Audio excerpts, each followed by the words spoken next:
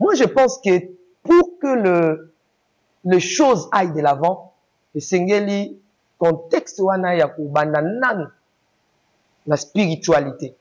Oeza etonga, oeza bonzambe, oeza moto nzambe.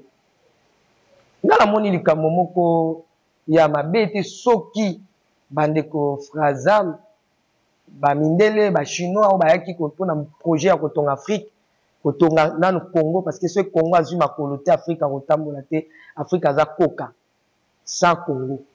Senge to loba yango na kobanga te sans RDC, Afrique aza vadu, aza koka atambola na velo. Babandi na nkamba po ete nkamba ezali source ya histoire. Nalobaki yango avant ba Frazam ya. Nalobaki ete nkamba eza na makambo ya ebele o esenge. Tango nalobaki yango bayaki non te, puis je ne savais pas que bango ba ko ya pona ko sa ko tonga Afrique. Mais je vous avais dit na émission l'équipe bandeko bakotala que nkamba ezali na histoire ya monde. Et que pour na koyeba mabumba mi ya monde, esengeli totinga mankamba. Pour toyeba histoire ya Afrique, esengeli totinga mankamba. Pour toyeba histoire ya Congo, esengeli totinga mankamba. Pour azana mabumba mi mandi ebele.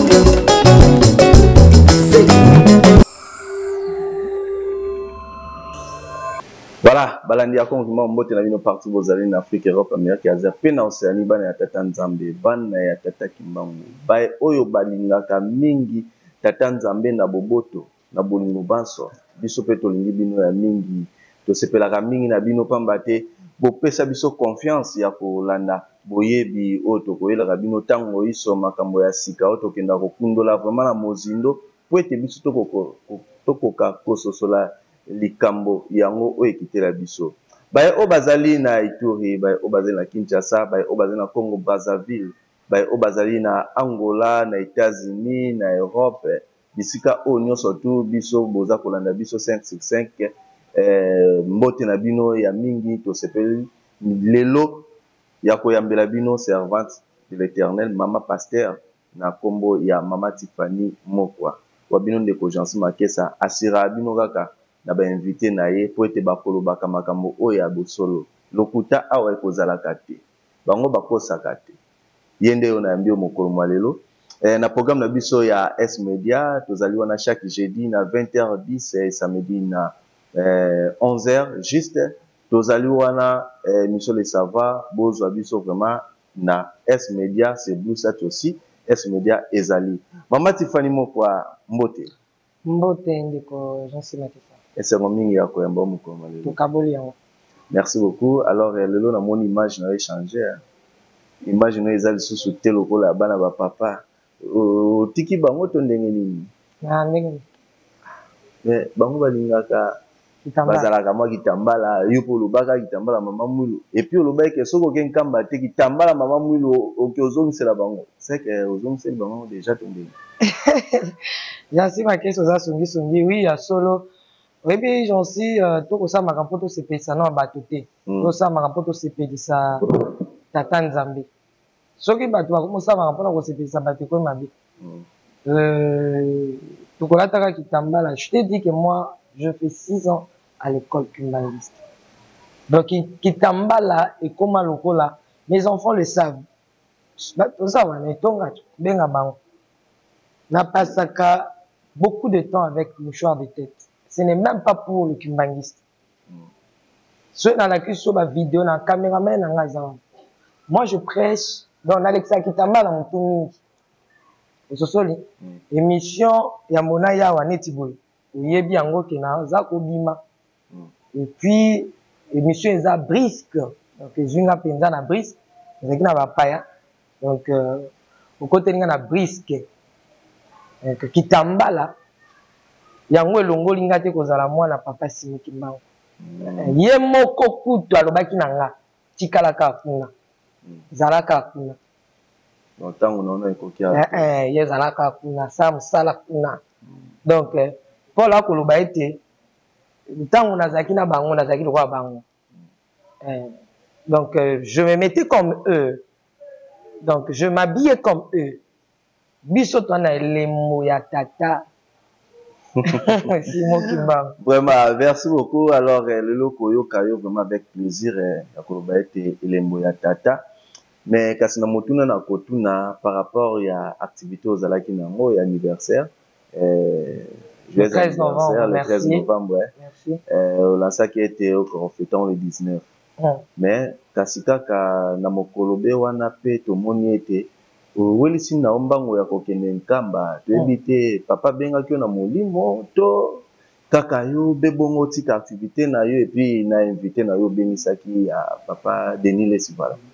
Ya so ndeko Jansi likambo na likambo eza na ntango na yango oyebi ke fallait que je parte en nkamba depuis mais nazwaki mpena batango mais ntango papa fongoli nzela na jour anniversaire na je vous dis que nga nani elembo ya papa papa na jour anniversaire na ye talaka nkamba tofale tokenda yango na mabongisi na balolenge na biso ya koluka nkamba kala mais totikala kokenda yango mais le 12 octobre na anniversaire papa fongoli nzela abengisi nga ya kokamwa ete nazongi le 13 novembre jour anniversaire na nga papa abengi lisusu ke lisolo eza na nkamba ete la princesse aya okomona bokutani wana anniversaire ya papa na anniversaire na nga ya solo ndenge okoloba ete ezalaki prévu est-ce que na fêté anniversaire na nga le 19 novembre awa netonga oyo kimo invité spécial na nga ezalaki le prophète Denis Desi nabimisaki mpe déjà bafiche nafutaki déjà biloko nyonso tout j'avais déjà tout fait parce que moi j'aime faire mes programmes déjà avant ngosala juste te et tango invitation à papa ye oyebi on n'a pas le choix que de tout couper yango koka Pierre akoloba ete totiki nyonso bana basi mozwi mbongo tolandi yo tozwani.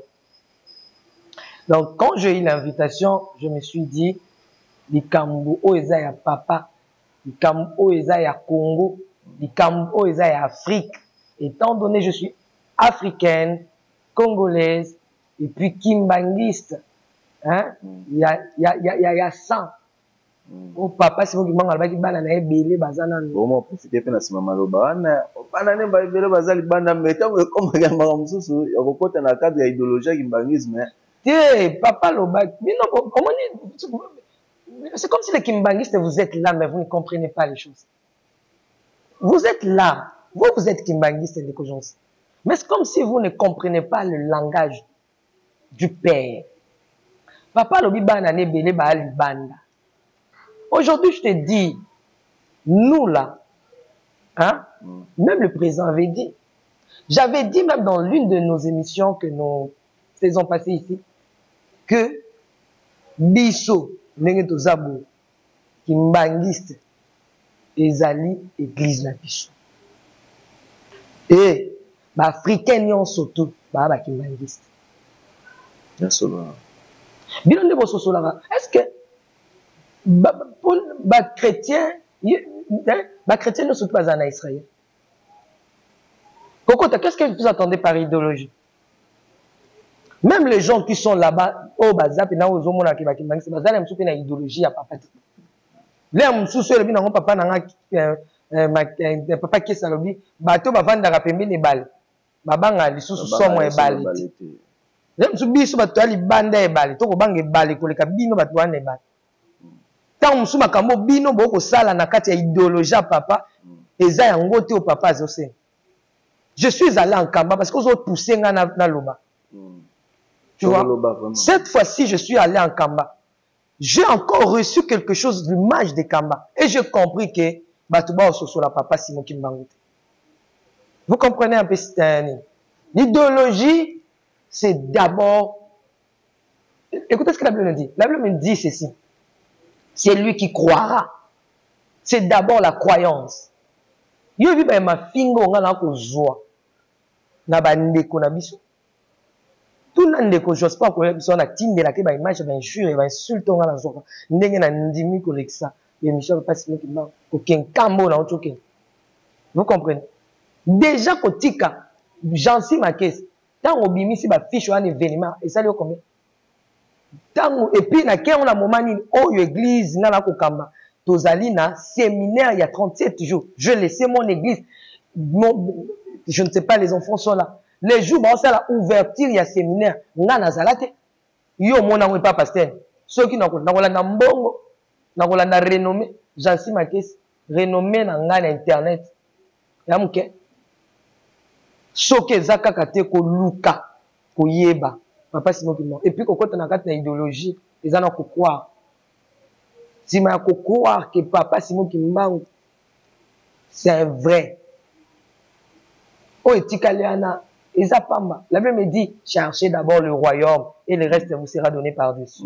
Idéologie, Yangoana. Très bien. Maman, tu as dit tout à l'heure autour le Kimbanguisme, eza idéologie, il y a biso africain, le Kimbanguiste, ezali église na biso malgré tout. Ce n'est pas un Kamba, c'est l'Afrique. Oui, c'est l'Afrique, voilà. Malgré tout, aux ana quantité, bana nemi baza libanda. Mais bino bana na ope boza kosala mosala oyo.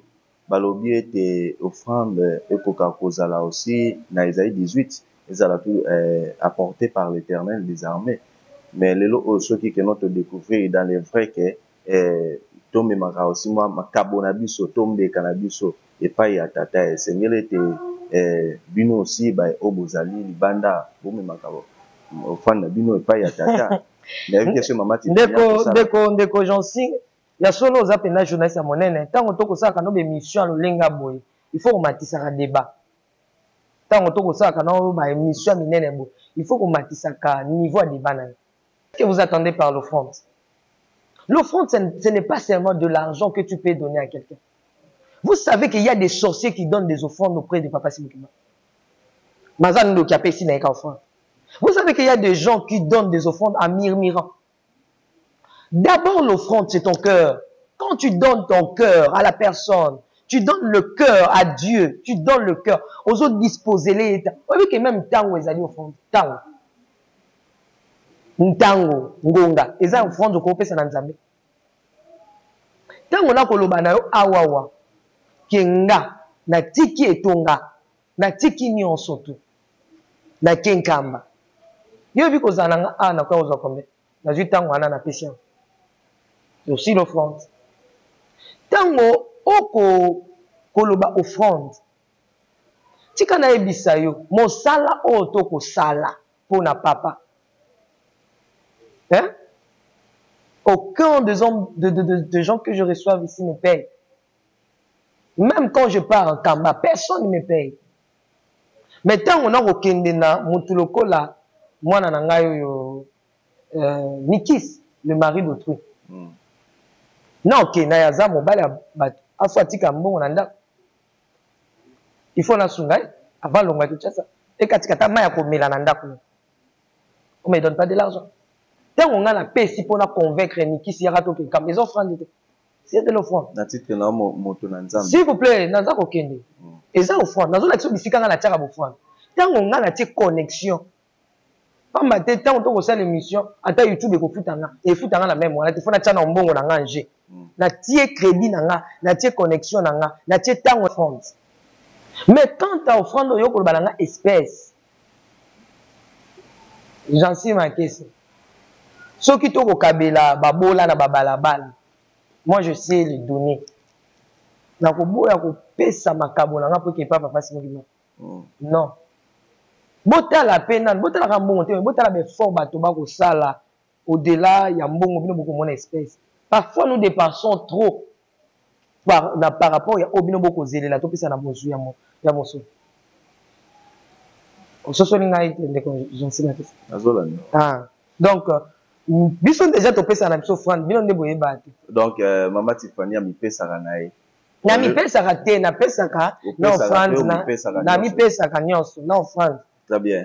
Voilà, alors tolandi na bokebi ndenge ni Mama Tiffany akokota na makambo oyo atata kimango akobimisa makambo po ete ko sosolisa bayimboka nyonso. Mais soki pe bato bazwaka yango bakolanda aya soki eza topesa parce que na yebi pete place oyo bagenda kotika yango soki bazali bakoya. Voilà, merci beaucoup pamba te balobi ete po ete likambo oyo ya moto mwindo oyo bandeko ebele basepelaki na bainvestisseur oyo bayaki soki kotonga nkamba esalemi te, c'est ça yango nde base. Soki kotonga nkamba etongami te, donc kozala be pasi. Donc devoir bapesi biso yango wana par rapport ya Esaïe 18 motunga na tunaki. Voilà, Mama Tiffany na nkamba Jérusalem. Okende toka liboso okende susu. Pardon de kojansi zona mo moke na likambo lobi yango odila motuna te molobi en passant mais c'est pesi molobi. Na lobi ezali devoir oyo bapesaki na bato banso abengami ki azaki mbangiste sympathisant non kimbangiste pratiquant et tout devoir ezaka ya botongi nkamba pamba te so botongi nkamba esalemi te na bato bayaki non na ba sympathisant comme yo boye ndenge olobi ofanda yo wana epesaka donc devoir na biso surtout kotonga yango d'une manière physique matérielle quoi. Ce qui est salimité passe à moto mwindo vraiment ezaka ka koko soka toujours. Alors banalise na yo par rapport ya descente nankamba et présentement tout monde qui yo au participant qui ozalaki na délégation oyo ya ba investisseur au bayak ba invité ya papa Simon et yo attaque mosala nzambe likambo ya bongo baye na mboka te baki directement na kati ya église kimbangiste et yo moko pe ozalaki présente ya ko vivre événement na ya ko participer vraiment na makambo wana moto akobetelo lisolo azali te makanisi na yo eke mosika kote nini pona kososolisa bandeko. Merci na motuna na eza penza malamu mingi ndeko Jonsi esenge to ebete o ezalaki eza pe kozala ba valeur oyo parfois ebungaki esengeli ezonga kokamwa te soki bato baolinga baya kotonga Congo babandi na nkamba oyo ezali église soki otangi makomi ndeko Jansi okomona ete na bibilia ezalaki nde basali na nzambe moto babandaki kokamba mboka baroi babandaki kotia bango mafuta epai ya banani ya basali na nzambe banganga nzambe batio maboko Saul bapakolaki ye bakoma roi esengaki na basani bapakola ye David kola lobi na ye abi na Samuel kende na sala pona moni mopona minanga oyo akotambwisa libota nanga nakende na koluka église okomona ke depuis to pe concept wana ya kolongola église batia neti bakondi bakoma liboso église ya na nsima elle était dominée église ezongisi makambo na nsima pamba te oyebi ntango bato bakoya na spiritualité moto nyonso ayaka na spiritualité na mondele to mpe moyindo azala na bobangi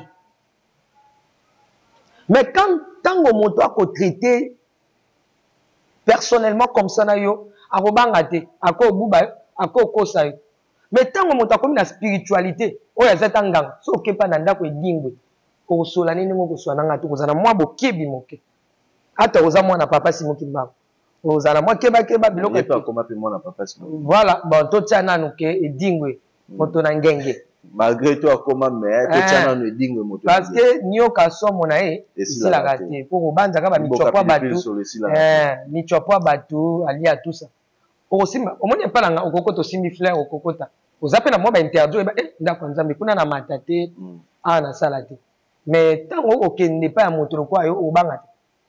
Moi je pense que pour que le chose aille de l'avant esengeli contexte wana ya kobanda nanu na spiritualité oyo eza etonga oyo eza bonzambe oyo eza moto nzambe nga namoni likambo moko ya mabe te soki bandeko Frazam bamindele bachinois oyo bayaki mpona projet ya kotonga Afrique kotonga nanu Congo parce que ce Congo a ma coloté Afrique rotambola te Afrique aza koka sans Congo c'est ngeto lo bayango na kubanga te sans RDC Afrique aza vadi aza koka rotambola na velo babandi na nkamba po ete nkamba ezali source ya histoire nalobaki yango avant bafrazamba ya nalobaki ete nkamba eza na makambo ya ebele oyo esenge ntango nga nalobaki yango bayaki non te puis je ne savais pas que bango bakoya mpona kosala kotonga Afrique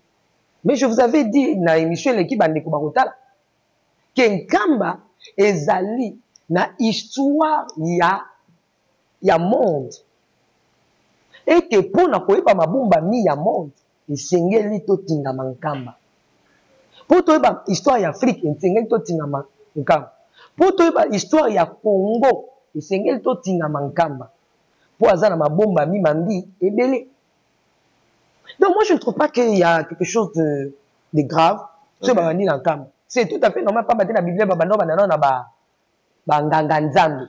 Donc soki omoni bongo eza basigne ya kolobete ndenge papa alobaki ete compteur ebandelami à 0. Donc ndenge ezalaki na ntango ya kala ete banganga nzambe moto abandaki kokamba tozongi na yango te bato babandi nano bato bakoya kotonga Congo babandi na epai ya père spirituel ndakisa yango wana tomoni kuna na nkamba voilà ndakisa déjà yango wana donc soki omoni wana eza basigne ya koloba te ya solo nous partons déjà la construction ya Congo en particulier et l'Afrique en général. Très bien. Alors Maman Tiffany orotala kapé misu na mingi na Congo osala pe loyembo na yo pona Congo mais akomona ete Congo aza kosala mambi ebele ye moko sans pourtant azala na guide na ye yo en tant que mosali ya nzambe okoki koloba nini kote wana nakoki koloba ke chaque chose a son temps ezalaki na ntango oyo mpe Israël abandaki kotika nzambe ezalaki mpe na ntango Israël abandaki kozongela nzambe donc omona bino elobi na biso revenez à moi nga mpe nakozongela bino si vous revenez à moi moi aussi je reviendrai à vous donc nakokamwa te soki bakambi ya ekolo bakosala makambo na bango viendra un temps où le Seigneur Dieu va récupérer ces choses nzambe adefisa biso ka pema adefisa biso makambo na ye moko nzambe odeside azwa pema ne yo boy moko nzambe odeside azwa makambo ne yo boy dezale lokwa papa atikeli mwana téléphone salani sakana na mwana tanga azwi téléphone so papa nga asani aoboya opesa ye téléphone oyo eza ya ye moko mais soki papa sikoyo alingi mpe nasala appel d'urgence asani ata na brutalité akozwa ata mpe na tendresse akozwa mais isi sika asani azwa eloko ne donc totika nzambe asala makambo na ye ndenge akosala mais tosi tokomi na esika ngo. Voilà, merci beaucoup Maman Tiffany. L'article nous koyi kosala pona kokota mausolée ya papa Simon parce que liboso kota kité opesa ki ba raison na yo oui ezalaki vraiment valable mutoto après ki raison wana et deuxième tour na yo okoti et oke ko visiter ba site historique presque tout ya nkamba elongo na ba invité bino nyonso tout bozalaki wana alors l'article nini oyo koki kosala Maman Tiffany ya solo ndeko makesa oke na lombango mingi esingani na kotuna ngai kolonga na biso awa wana yebi te so question wana ezali voilà soki ezali nasola na otuni ya mbala oyo nakotaki nkamba kilongo na babenga yango chance mais mpo ya biso bana nzambe tobenga yango ngolu eza na makama oyo ekutaneli ngai nga kosalaki nakota yango lisusu te ya liboso likama oyo ezalaki ngai epermete nga te nakota nkamba na mbala oyo elekaki ezalaki nanga nalobi ya mbala nga nazanga kilongo te mpo nakota oyebi ke le jour tokokota kilongo nde le jour oyo nakomona punition wana esili bato bakotala nga bakososola bamama mpe na bandako bakocomprendre ekatani mais pendant que signature ya bamakambo esalemi bato bakokende biso tozalaki na délégation babandi koluka nga naokaki mposa ya kose soulager na koti na kati na nini chambre po na résidence ya papa na se soulager wana déjà papa yambi biso apamboli biso babimi po bakende kosala basignature ya baccord ah oui na koti na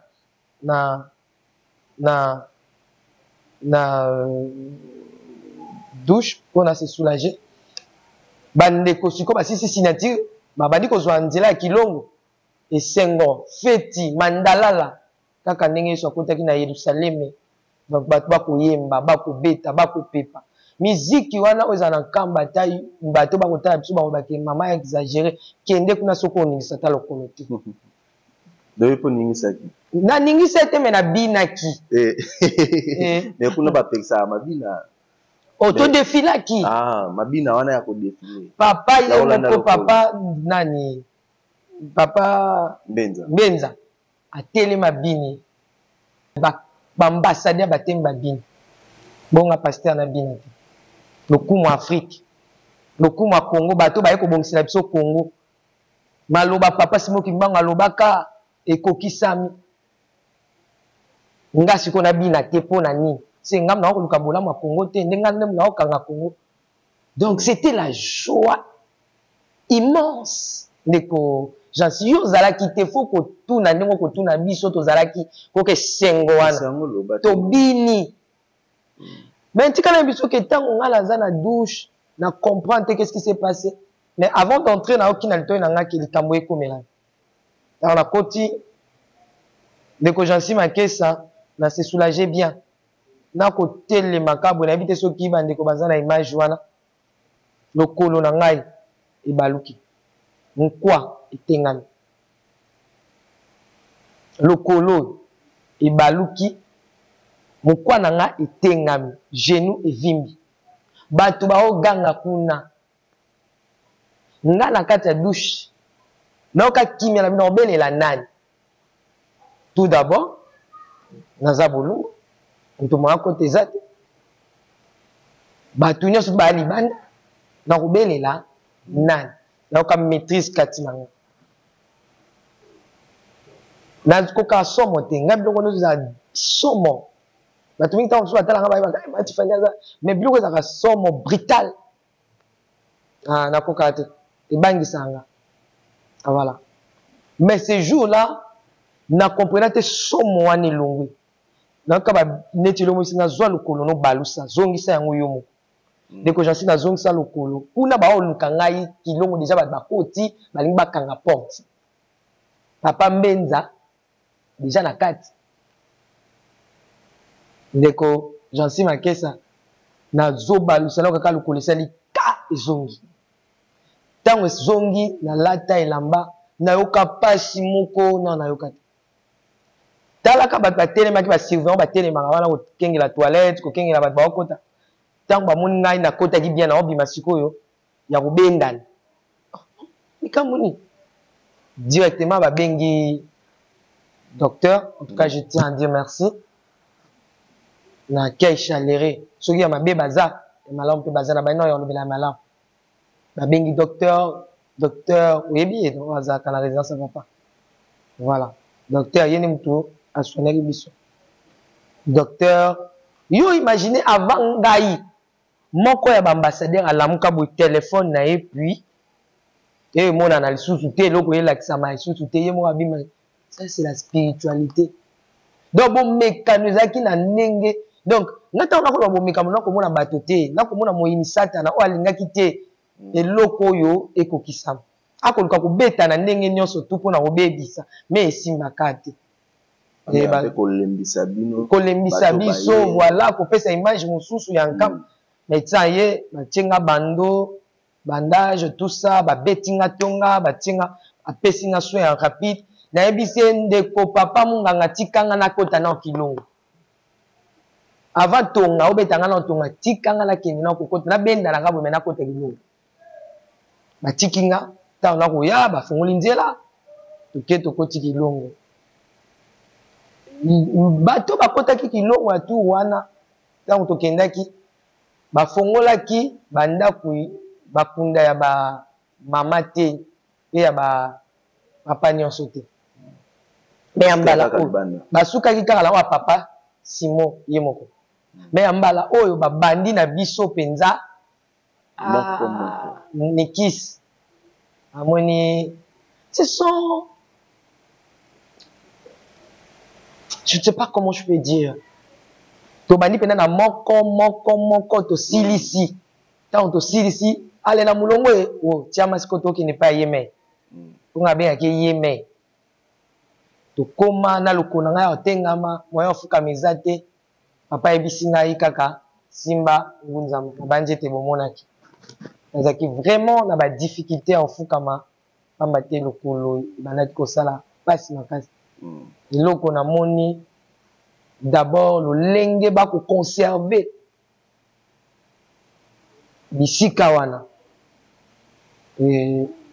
tango na koti oyebi ke tango Élysée akufa bayana moto pa kufa babwaka ye disons bakunda ye mais tango bakotala musika ba bitumbe koya bato bamemaki ebembe babwaka yango ebembe sani et tout aka mikwa ya Élysée ezongi isika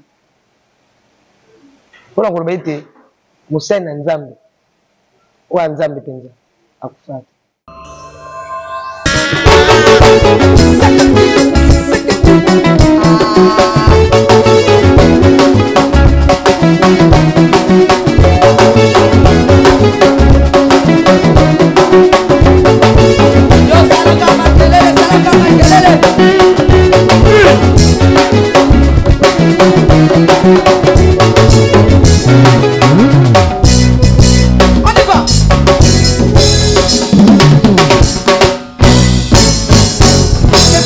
Alléluia, Hosanna, na Yahweh.